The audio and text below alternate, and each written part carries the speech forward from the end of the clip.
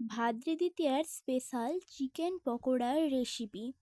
দেখুন কত সুন্দর হয়েছে, আর খেতেও পুরো দোকানের মতোই হয়। নমস্কার বন্ধুরা, আজকে আমি আপনাদের সঙ্গে চিকেন পকোড়ার রেসিপি শেয়ার করছি। চিকেন পকোড়ার রেসিপি করার জন্য প্রথমে 500 গ্রাম চিকেনকে ভালো করে পরিষ্কার জলে ধুয়ে নিয়েছি। এর মধ্যে হাফ চামচ ধনে গুঁড়ো, হাফ চামচ জিরে গুঁড়ো আর হাফ চামচ লঙ্কা গুঁড়ো দিয়ে দিলাম। আপনারা ঝালের পরিমাণটা বুঝে দিবেন। আর স্বাদ মতন নুন দিয়ে দিলাম। এবারে একটু সয়া সস দিয়ে দিচ্ছি। এবারে 1/4 ভাগ গোলমরিচ গুঁড়ো দিয়ে দিচ্ছি। আপনাদের কাছে যদি গোলমরিচ গুঁড়োটা না থাকে তাহলে স্কিপ করতে পারেন, তবে গোলমরিচ গুঁড়োটা দিলে খুব সুন্দর টেস্ট হয়। এবারে মাংসটাকে ভালো করে মাখিয়ে নিচ্ছি সব মশলাগুলো দিয়ে।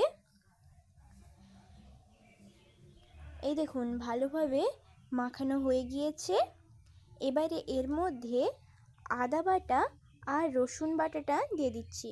প্রথমে রসুন বাটাটা দিলাম, তারপর আদা বাটাটা দিয়ে দিচ্ছি। সব কিছু দিয়ে আবারও ভালো করে মাখিয়ে নেব। তারপর বড় সাইজে 3টা পেঁয়াজ কুচিয়ে রেখেছিলাম, এইভাবে পেঁয়াজ কুচিটাকে দিয়েও এইভাবে ভালো করে মাখিয়ে নেব।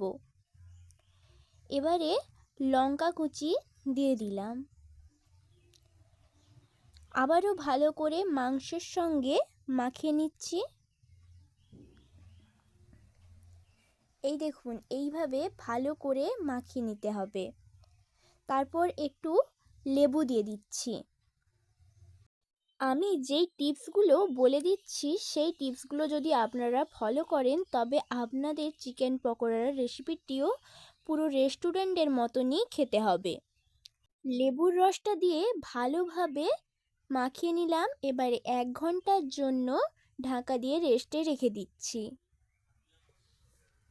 এই দেখুন 1 ঘন্টা পর ফিরে এলাম। 1 ঘন্টা পর ঢাকাটা খুলে আবার ভালো করে মাংসটাকে মাখিয়ে নিচ্ছি। এই দেখুন ভালো করে মাখিয়ে নিয়েছি। এবারে এর মধ্যে 1 বাটি কর্নফ্লাওয়ার দিয়ে দিলাম। কর্নফ্লাওয়ারটাকে মাংসের সঙ্গে ভালোভাবে মিশিয়ে নিচ্ছি। তারপর হাফ বাটি বেসন দিয়ে দিলাম। বেসনটাকেও একইভাবে মাংসের সঙ্গে মিশিয়ে নেওয়ার পর 1 বাটি চালের গুঁড়ি দিয়ে দিলাম। এই দেখুন ভালোভাবে চালের গুঁড়িটা দিয়ে মাখিয়ে নিয়েছি।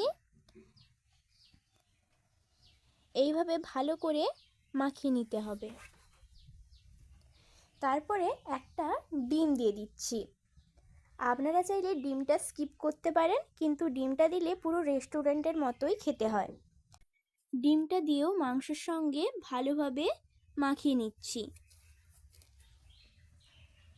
এই দেখুন ভালোভাবে মাখানো হয়ে গিয়েছে।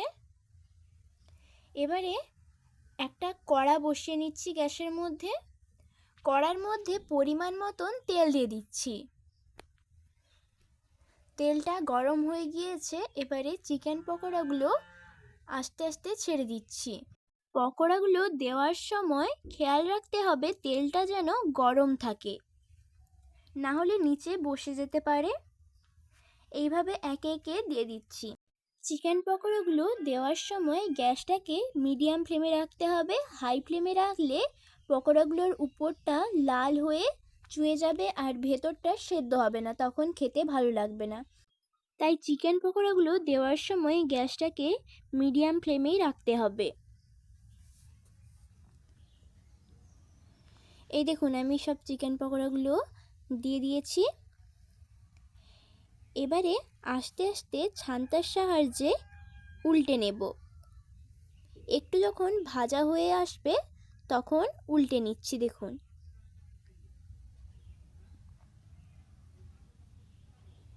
এই দেখুন একে একে আস্তে আস্তে উল্টে নিচ্ছি।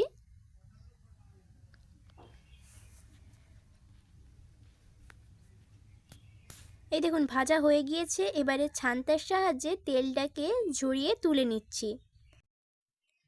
তেলটাকে ঝরিয়ে ভালোভাবে তুলে নেব। আমি একটা জামের মধ্যে আগে থেকে কাগজ পেতে রেখেছিলাম যাতে তেলটা ঝরে যায় ভালোভাবে। এই দেখুন, আপনাদের সুবিধার জন্য আবার একবার দিয়ে দেখিয়ে দিচ্ছি। তেলটা যখন খুব ভালোভাবে গরম হয়ে যাবে তখন চিকেন পকোড়াগুলো এইভাবে দিয়ে দিতে হবে আস্তে আস্তে। আর চিকেন পকোড়াগুলো দেওয়ার সময় গ্যাসটাকে মিডিয়াম ফ্লেমে রাখতে হবে। মিডিয়াম ফ্লেমে রেখে চিকেন পকোড়াগুলো একে একে দিয়ে দিতে হবে।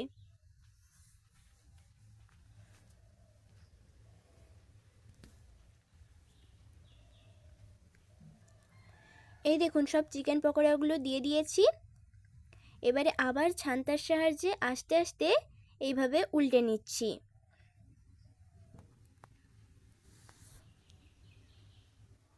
এই দেখুন, সবগুলো উল্টে নিলাম। চিকেন পকোড়াগুলো ভাজা হয়ে গিয়েছে। এবারে আবারও তেলটা ঝরিয়ে তুলে নিচ্ছি।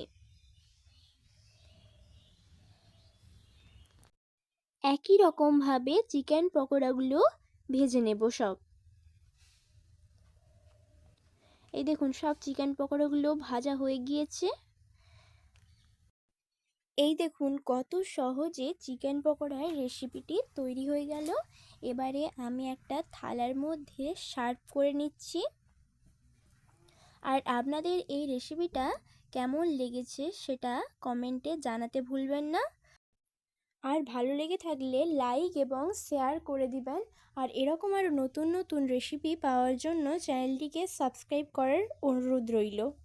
এই দেখুন, আমি এইভাবে পেঁয়াজ দিয়ে সাজিয়ে নিচ্ছি।